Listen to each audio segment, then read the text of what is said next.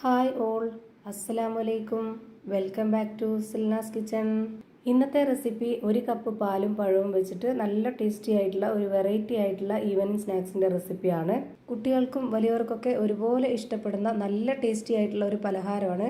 നമ്മുടെ വീട്ടിലേക്ക് പെട്ടെന്നൊരു ഗസ്റ്റൊക്കെ വരികയാണെന്നുണ്ടെങ്കിൽ എളുപ്പം തയ്യാറാക്കി എടുക്കാൻ പറ്റുന്ന ഭയങ്കര സിമ്പിൾ ആയിട്ടുള്ള ഒരു അടിപൊളി പലഹാരമാണ്. അപ്പോൾ ഇതെങ്ങനെയാണ് തയ്യാറാക്കുന്നതെന്ന് നോക്കാം. റെസിപ്പിയിലോട്ട് കിടക്കുന്നതിന് മുമ്പായി സിൽനാസ് കിച്ചൺ ചാനൽ ആദ്യമായിട്ട് കാണുന്നവരാണെങ്കിൽ പ്ലീസ് ഒന്ന് സബ്സ്ക്രൈബ് ചെയ്തേക്കണേ. ഒപ്പം തന്നെ ഈ വീഡിയോസ് നിങ്ങൾക്ക് ഇഷ്ടപ്പെടുകയാണെങ്കിൽ ഒരു ലൈക്ക് ചെയ്ത് ഷെയർ ചെയ്ത് സപ്പോർട്ട് ചെയ്യാനും മറക്കരുത്.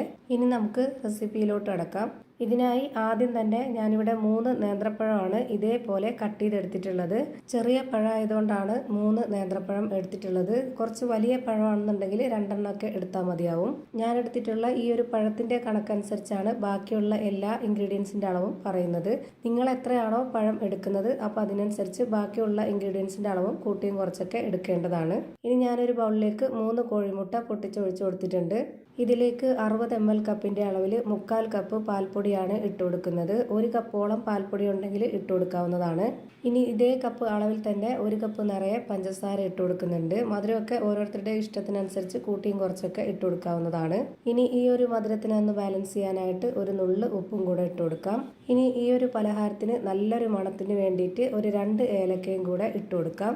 ഇനി ഇത് മിക്സിയുടെ ജാറിൽ അടിച്ചെടുക്കാൻ നോക്കരുത്. ഇതുപോലൊരു വിസ്ക് വെച്ചിട്ട് നന്നായിട്ടൊന്ന് ബീറ്റ് ചെയ്തിട്ടെടുക്കാം. മിക്സിയുടെ ജാറിൽ നന്നായിട്ട് അടിച്ചെടുക്കുകയാണെന്നുണ്ടെങ്കിൽ നമുക്ക് കറക്റ്റ് പരുവത്തിന് കിട്ടത്തില്ല. അതുകൊണ്ടാണ് ഇതുപോലെ വിസ്ക് വെച്ചിട്ട് ബീറ്റ് ചെയ്തെടുക്കാൻ പറഞ്ഞത്.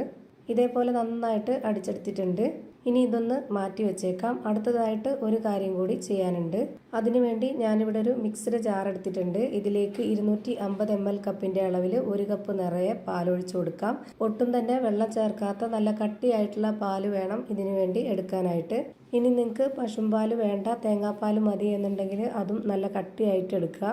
എന്നാലും നല്ല ടേസ്റ്റാണ്. നിങ്ങൾക്ക് അങ്ങനെ തേങ്ങാപ്പാലിൽ ചെയ്തിട്ടെടുക്കണമെന്നുണ്ടെങ്കിൽ അങ്ങനെ ചെയ്യാം. ഇതിലേക്ക് ഞാനിപ്പോൾ കട്ട് ചെയ്ത് വെച്ചിട്ടുള്ള ആ ഒരു പഴം മുഴുവനായിട്ടും ഇട്ട് കൊടുത്തിട്ടുണ്ട്. ഇനി ഇത് നന്നായിട്ടൊന്ന് അരച്ചെടുക്കാം.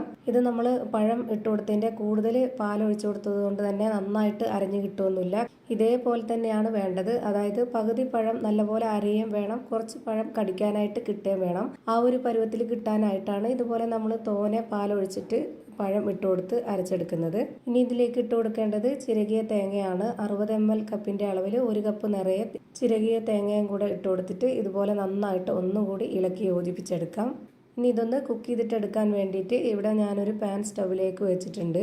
ഫ്ലെയിം ഓണാക്കി കൊടുത്തിട്ടില്ല, ഇപ്പോൾ തന്നെ ഓണാക്കി കൊടുക്കണ്ട. ഇതിലേക്ക് കുറച്ച് നെയ്യ് ഒന്ന് ഒഴിച്ചു കൊടുക്കാം. എന്നിട്ട് ഇതുപോലെ ഈ ഒരു പാൻ മുഴുവനായിട്ടും ഒന്ന് സ്പ്രെഡാക്കി കൊടുക്കുന്നുണ്ട്. ഇതിൻ്റെ സൈഡ് ഭാഗത്തും മുഴുവനായിട്ടും നല്ല പോലെ ഒന്ന് സ്പ്രെഡാക്കുക. പാലും മുട്ടയും പഴമൊക്കെ ആയതുകൊണ്ട് തന്നെ ഇത് നല്ല പോലെ പൊങ്ങി വരും. അപ്പോൾ ഇതിൻ്റെ നെയ്യില്ലാത്ത ഭാഗമൊക്കെ ഒട്ടിപ്പിടിക്കാൻ സാധ്യതയുണ്ട് ഈ ഒരു പാനിൽ. അതുകൊണ്ടാണ് എല്ലാ ഭാഗത്തേക്കും നന്നായിട്ട് സ്പ്രെഡാക്കി കൊടുക്കാൻ പറഞ്ഞത്. ഇനി ഞാനിതിലേക്ക് മുഴുവനായിട്ടും ഒഴിച്ചു കൊടുക്കുന്നുണ്ട്. ഇനി ഒരു 10 മിനിറ്റ് മതി നമുക്കിത് വേവിച്ചെടുക്കാനായിട്ട്. അതിനായിട്ട് ഞാനിവിടെ ഫ്ലെയിം ഓണാക്കി കൊടുത്തതിന് ശേഷം നന്നായി ലോ ഫ്ലെയിമിൽ ഇട്ട് കൊടുത്തതിന് ശേഷം ഇതുപോലൊരു പേപ്പർ വെച്ചിട്ട് അതിൻ്റെ ഹോളിലൊന്ന് തിരികെ വെച്ച് കൊടുക്കുന്നുണ്ട്. എയർ ടൈറ്റ് ചെയ്ത് വേവിച്ചെടുക്കുകയാണെന്നുണ്ടെങ്കിൽ നല്ലപോലെ പൊങ്ങി വന്ന് അകമൊക്കെ നല്ല രീതിയിൽ വെന്ത് കിട്ടും. ഇപ്പോൾ ഇതാ നല്ല പോലെ പൊങ്ങി വന്നിട്ടുണ്ട്. ഈ ഒരു പാനിൻ്റെ നിറയെ ഉണ്ട് ഇത്. ഈ പൊങ്ങി വന്നിട്ടുള്ളത് 1-2 സെക്കൻഡ് കഴിയുമ്പോൾ തന്നെ അത് താന്നു പോവുകയും ചെയ്യും. അത് കുഴപ്പമൊന്നുമില്ല. അത്രയും കട്ടിയില്ലാത്ത നല്ല പഞ്ഞു പോലൊരു സോഫ്റ്റ് ആയിട്ടുള്ള പലഹാരമാണ്.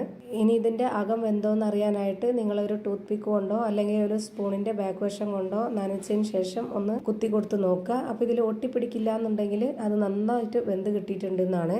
ഇപ്പോൾ ഞാനിത് ഒരു പാത്രത്തിലേക്ക് മാറ്റിയിട്ടുണ്ട്. ഇനി ഇത് നമുക്ക് ഇഷ്ടമുള്ള ഷേപ്പിൽ ആകൃതിയിലൊക്കെ കട്ട് ചെയ്തെടുത്ത് വെച്ചിട്ട് കഴിക്കാവുന്നതാണ്. അപ്പോൾ ഇത് ഭയങ്കര ടേസ്റ്റി ആയിട്ടുള്ള ഒരു വെറൈറ്റി ആയിട്ടുള്ള കിടിലൻ പലഹാരമാണ്. എന്തായാലും നിങ്ങൾക്ക് എല്ലാവർക്കും ഇഷ്ടമാവും.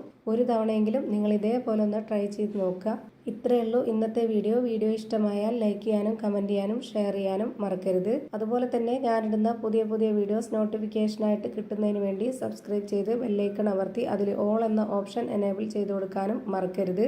പുതിയൊരു വീഡിയോയുമായി വീണ്ടും വരും. Thank you for watching.